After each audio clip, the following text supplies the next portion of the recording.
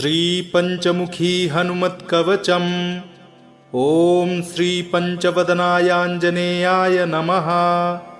ॐ अस्य श्री पञ्चमुखहनुमन्मन्त्रस्य ब्रह्मा ऋषिः, गायत्री छन्दः, पञ्चमुखविराट् हनुमान् देवता, ह्रीं बीजं, श्रीं शक्तिः, क्रौं कीलकं, क्रूं कवचं, क्रैं अस्त्राय फट् इति दिग्बन्धः। श्रीगरुड उवाच अथ ध्यानं प्रवक्ष्यामि शृणु सर्वाङ्गसुन्दरी।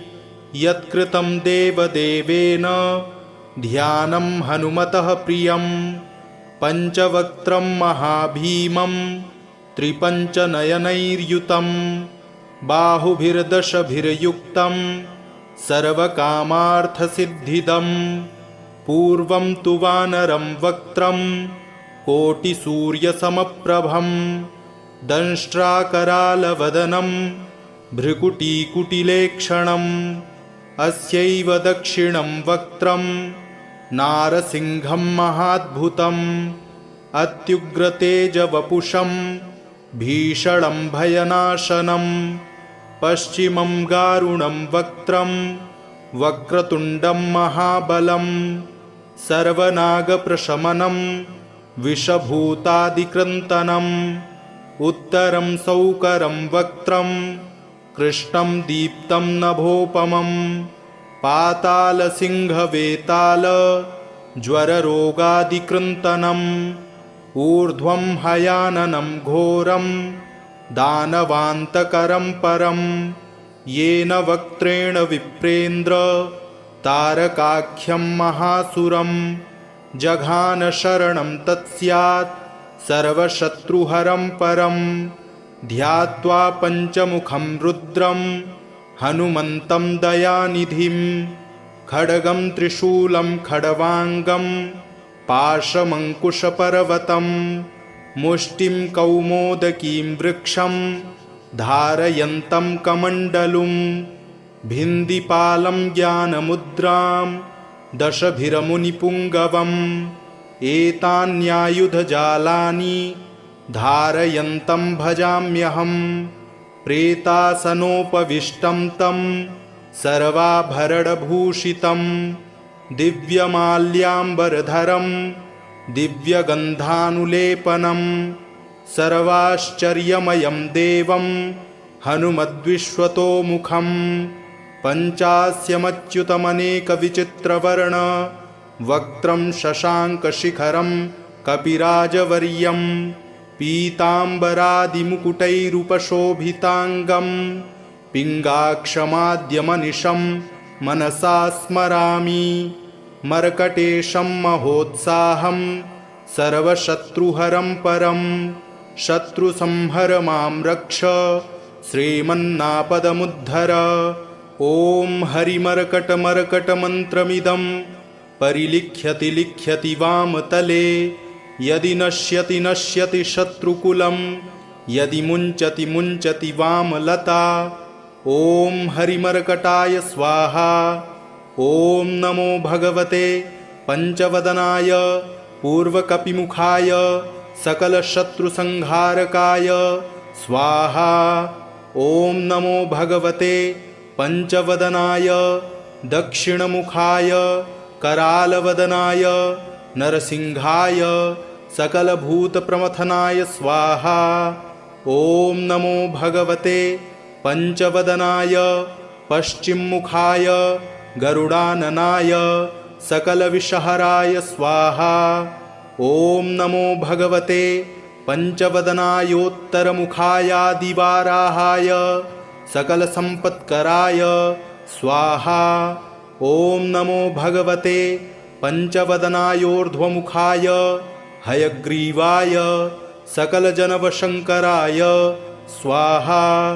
ॐ अस्य श्रीपञ्चमुखहनुमन्मन्त्रस्य श्रीरामचन्द्र ऋषिः अनुष्टुप्छन्दः।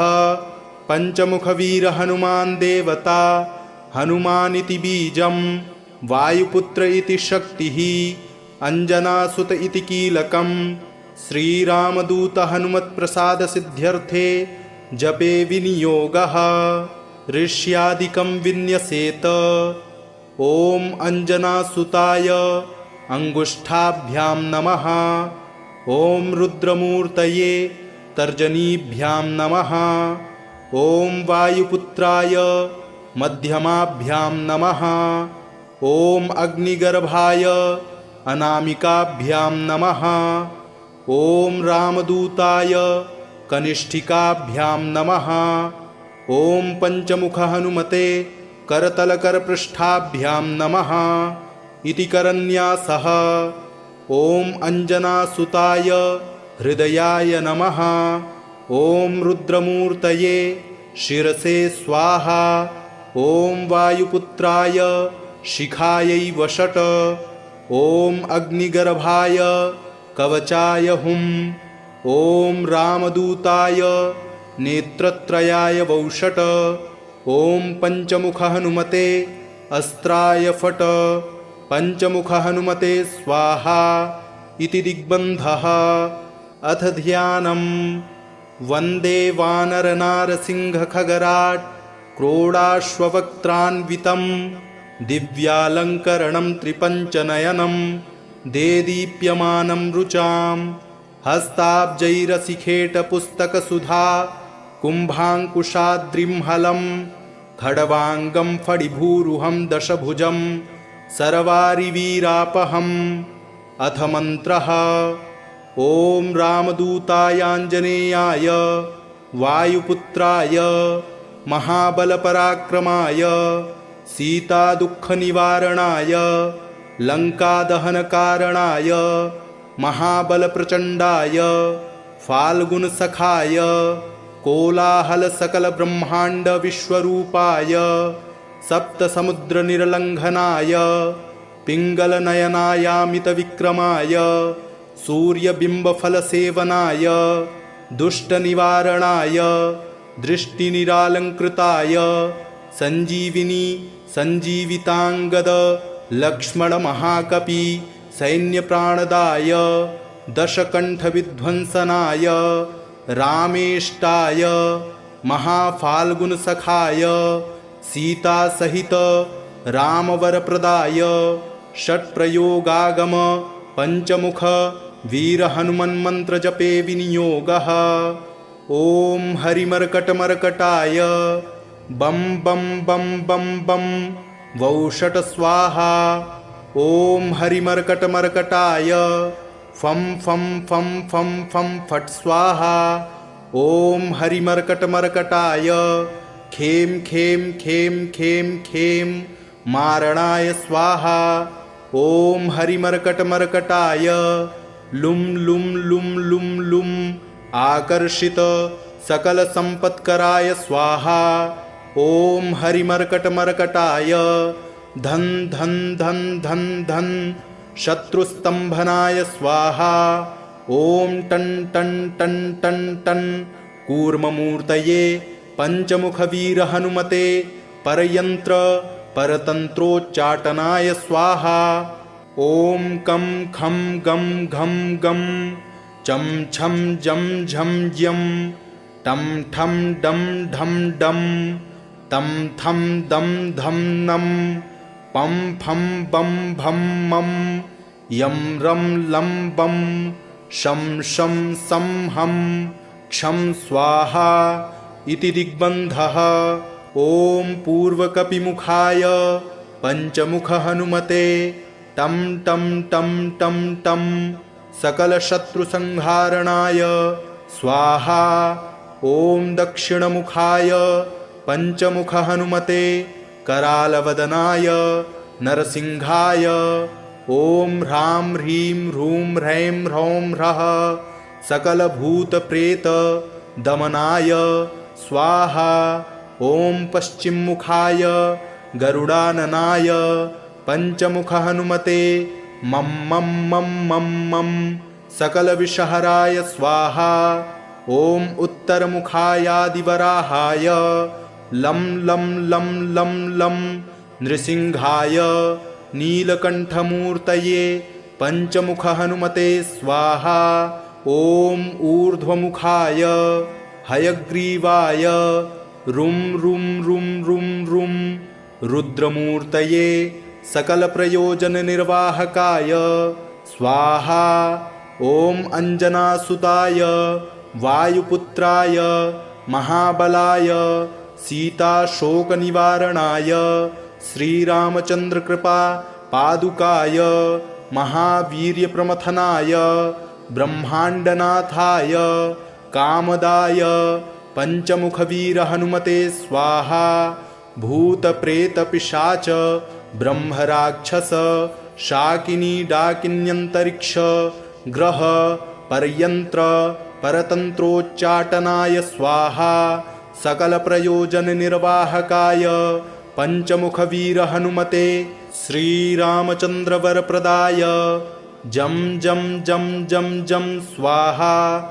इदं कवचं पठित्वा तु महाकवचं पठेन्नरः एकवारं जपेत् स्तोत्रं सर्वशत्रुनिवारणं द्विवारं तु पठेन्नित्यं पुत्रपौत्रप्रवर्धनं त्रिवारं च पठेन्नित्यं सर्वसम्पत्करं शुभं चतुर्वारं पठेन्नित्यं सर्वरोगनिवारणं पञ्चवारं पठेन्नित्यं सर्वलोकवशङ्करं षड्वारं पठेन्नित्यं सर्वदेववशङ्करं सप्तवारं पठेन्नित्यं सर्वसौभाग्यदायकम् अष्टवारं पठेन्नित्यं मिष्टकामार्थसिद्धिदं नववारं पठेन्नित्यं राजभोगमवाप्नुयात् दशवारं पठेन्नित्यं त्रैलोक्यज्ञानदर्शनं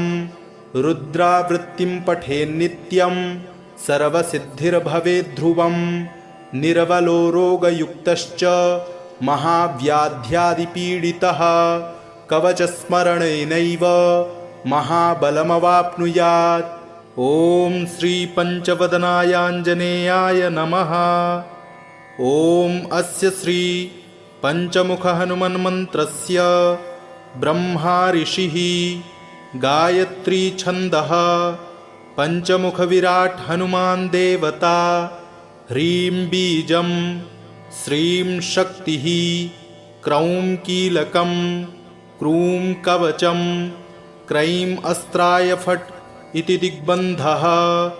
श्रीगरुड उवाच अथ ध्यानं प्रवक्ष्यामि शृणु सर्वाङ्गसुन्दरी यत्कृतं देवदेवेन ध्यानं हनुमतः प्रियं पञ्चवक्त्रं महाभीमं त्रिपञ्चनयनैर्युतं बाहुभिर्दशभिर्युक्तं सर्वकामार्थसिद्धिदं पूर्वं तु वानरं वक्त्रं कोटिसूर्यसमप्रभं दंष्ट्राकरालवदनं भ्रुकुटीकुटिलेक्षणम् अस्यैव दक्षिणं वक्त्रं नारसिंहं महाद्भुतम् अत्युग्रतेजवपुषं भीषणं भयनाशनं पश्चिमं गारुणं वक्त्रं वक्रतुण्डं महाबलं सर्वनागप्रशमनं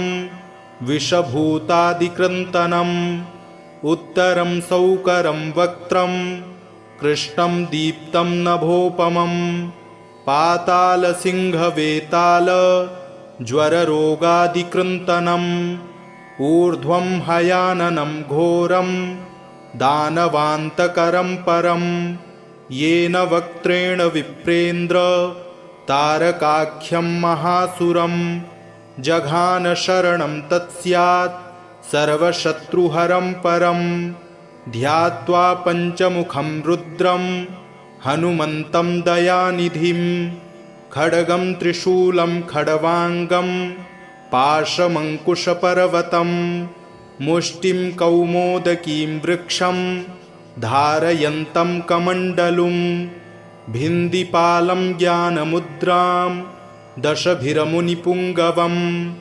एतान्यायुधजालानि धारयन्तं भजाम्यहं प्रेतासनोपविष्टं तं सर्वाभरणभूषितं दिव्यमाल्याम्बरधरं दिव्यगन्धानुलेपनं सर्वाश्चर्यमयं देवं हनुमद्विश्वतोमुखं पञ्चास्यमच्युतमनेकविचित्रवर्ण वक्त्रं शशाङ्कशिखरं कपिराजवर्यं पीताम्बरादिमुकुटैरुपशोभिताङ्गं पिङ्गाक्षमाद्यमनिशं मनसा स्मरामि मर्कटेशं महोत्साहं सर्वशत्रुहरं परं शत्रुसंहर मां रक्ष श्रीमन्नापदमुद्धर। ॐ हरिमर्कटमर्कटमन्त्रमिदं परिलिख्यति लिख्यति वामतले यदि नश्यति नश्यति शत्रुकुलं यदि मुञ्चति मुञ्चति वामलता। ॐ हरिमर्कटाय स्वाहा। ॐ नमो भगवते पञ्चवदनाय पूर्वकपिमुखाय सकलशत्रुसंहारकाय स्वाहा। ॐ नमो भगवते पञ्चवदनाय दक्षिणमुखाय करालवदनाय नरसिंहाय सकलभूतप्रमथनाय स्वाहा। ॐ नमो भगवते पञ्चवदनाय पश्चिममुखाय गरुडाननाय सकलविषहराय स्वाहा। ॐ नमो भगवते पञ्चवदनायोत्तरमुखायादिवाराहाय सकलसम्पत्कराय स्वाहा। ॐ नमो भगवते पञ्चवदनायोर्ध्वमुखाय हयग्रीवाय सकलजनवशङ्कराय स्वाहा।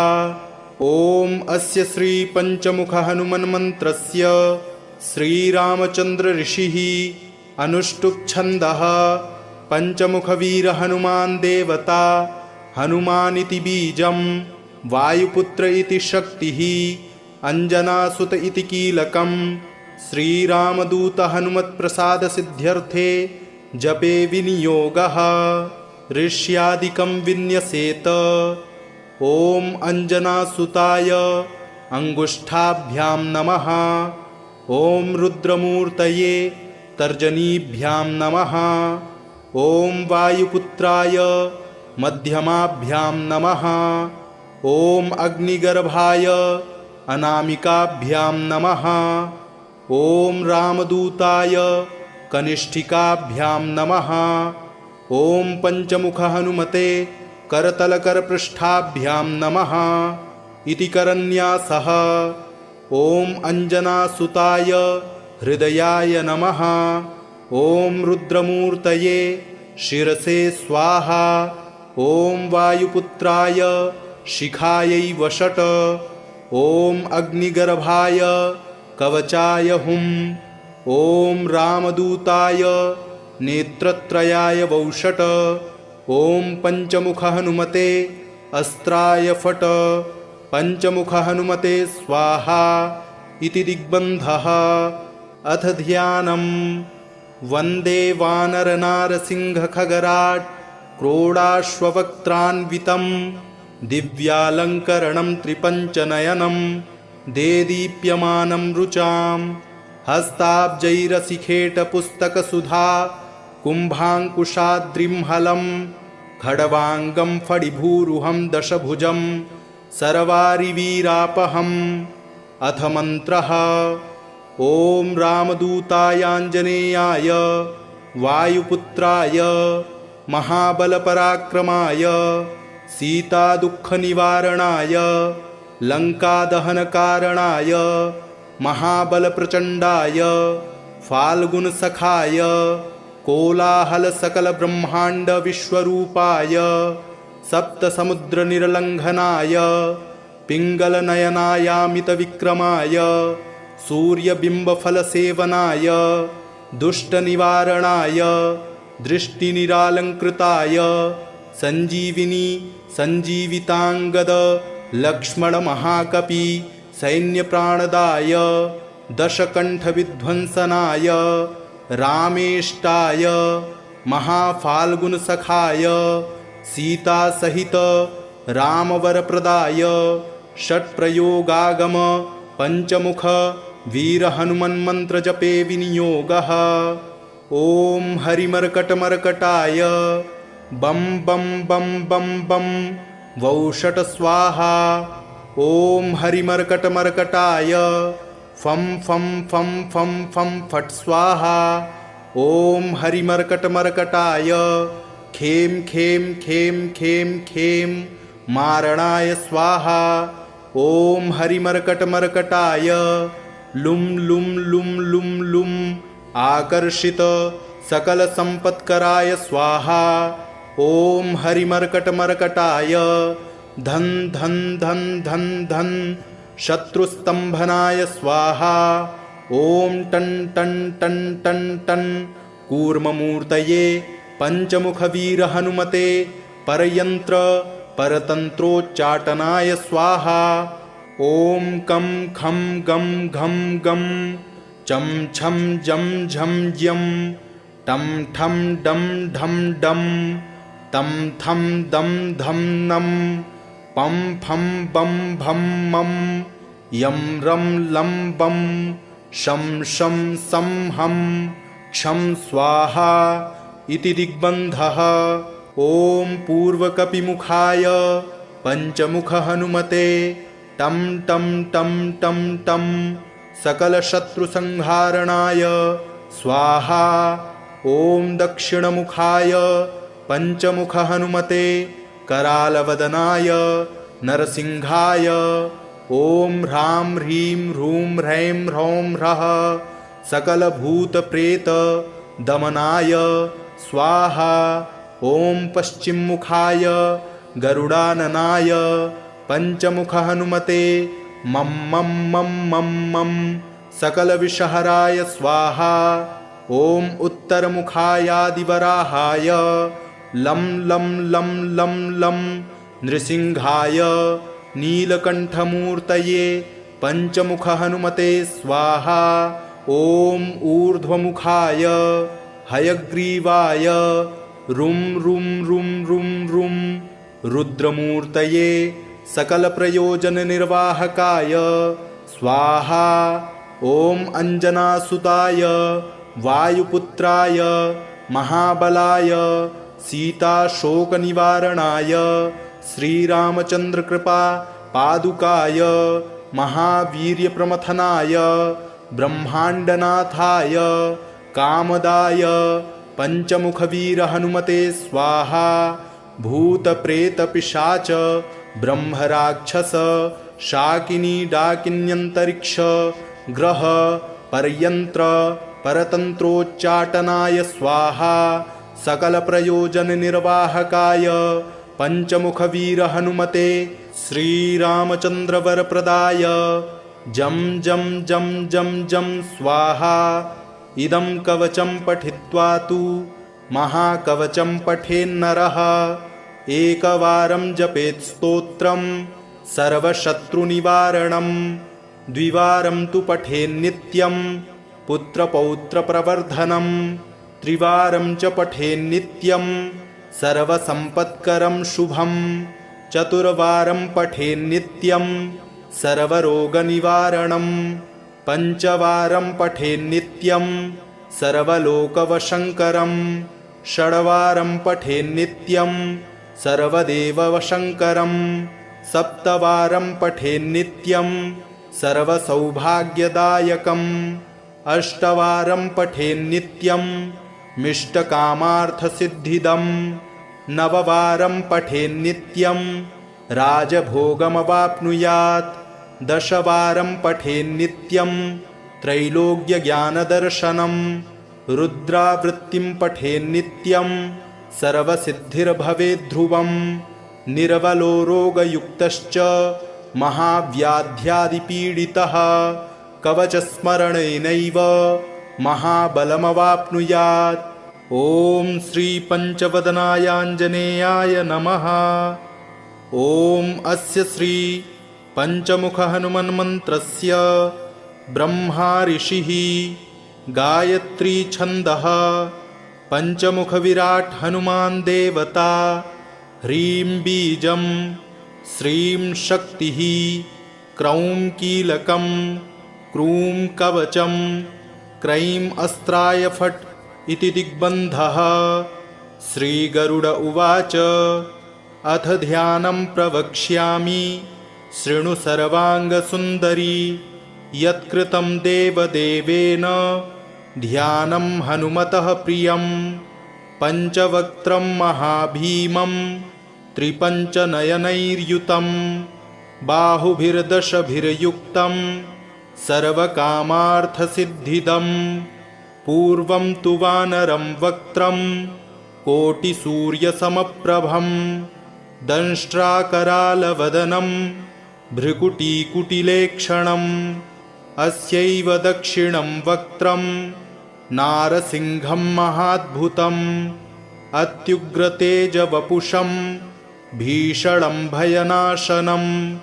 पश्चिमं गारुणं वक्त्रं वक्रतुण्डं महाबलं सर्वनागप्रशमनं विषभूतादिक्रन्तनम्।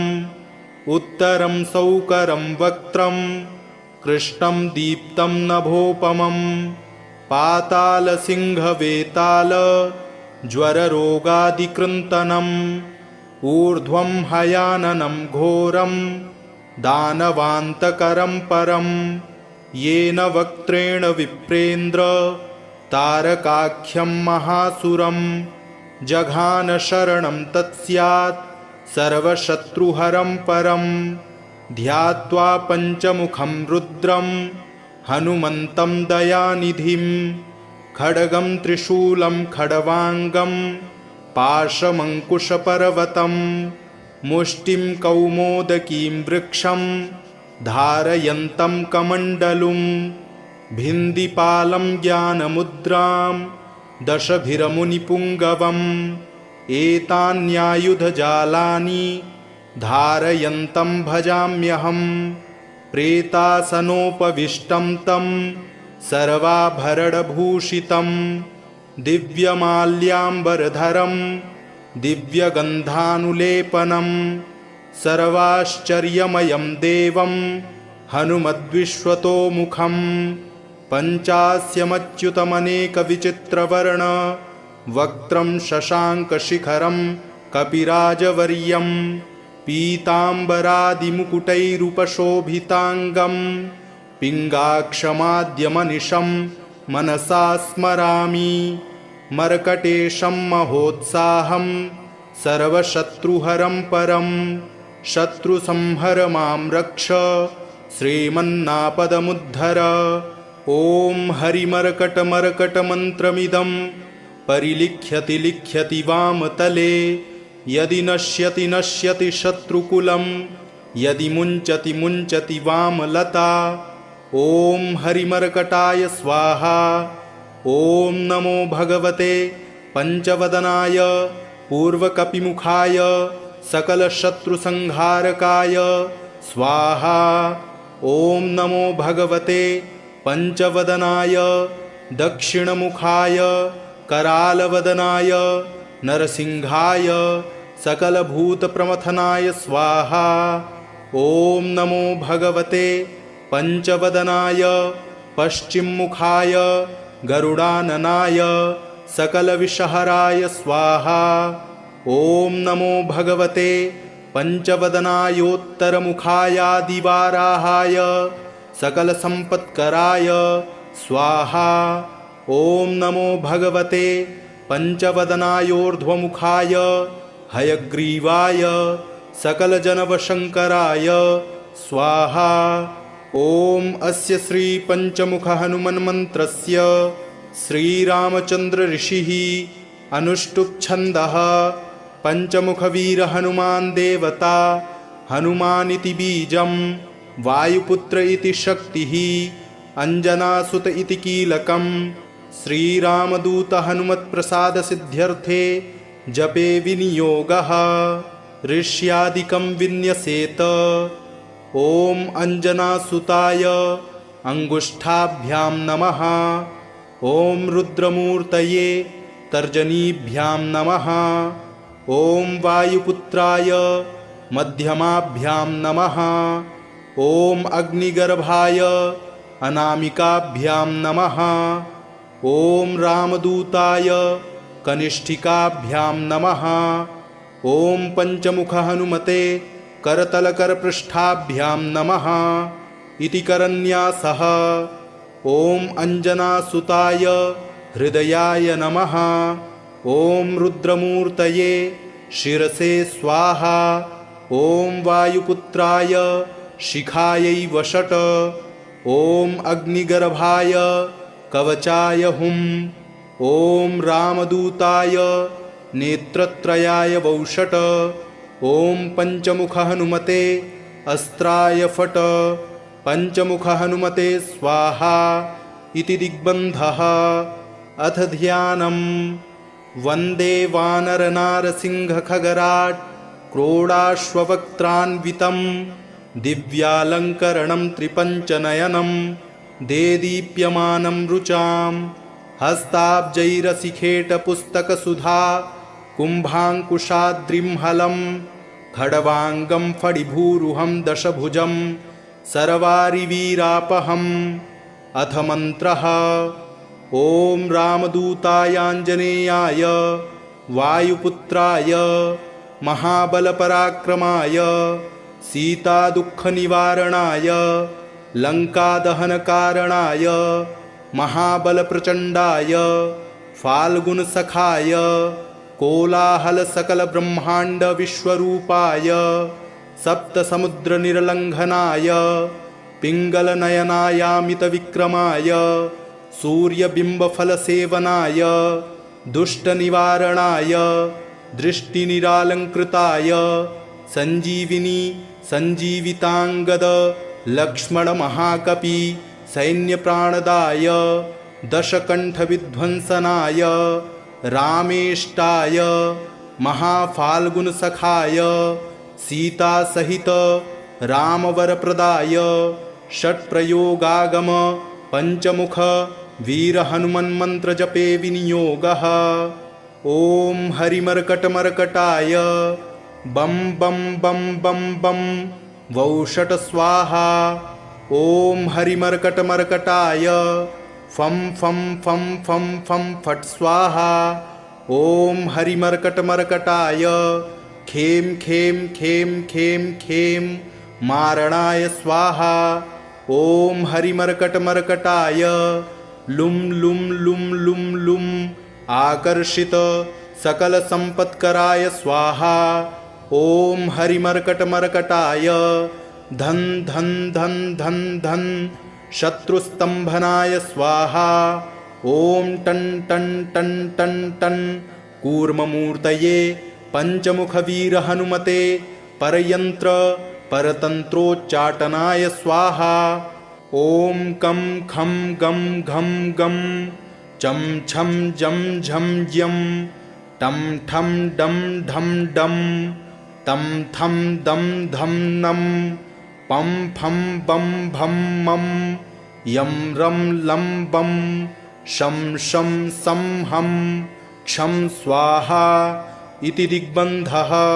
ॐ पूर्वकपिमुखाय पंचमुख हनुमते टं टं टं टं टं सकलशत्रुसंहारणाय स्वाहा।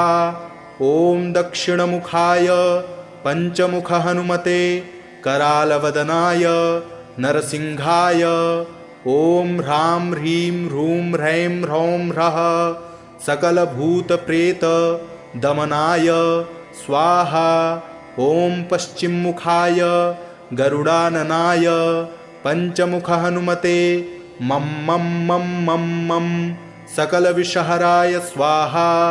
ॐ उत्तरमुखायादिवराहाय लं लं लं लं लं नृसिंहाय नीलकण्ठमूर्तये पंचमुख हनुमते स्वाहा।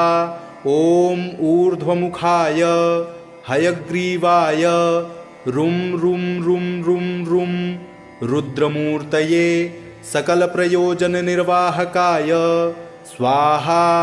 ॐ अंजनासुताय वायुपुत्राय महाबलाय सीताशोकनिवारणाय श्रीरामचन्द्रकृपा पादुकाय महावीर्यप्रमथनाय ब्रह्माण्डनाथाय कामदाय पञ्चमुखवीर हनुमते स्वाहा।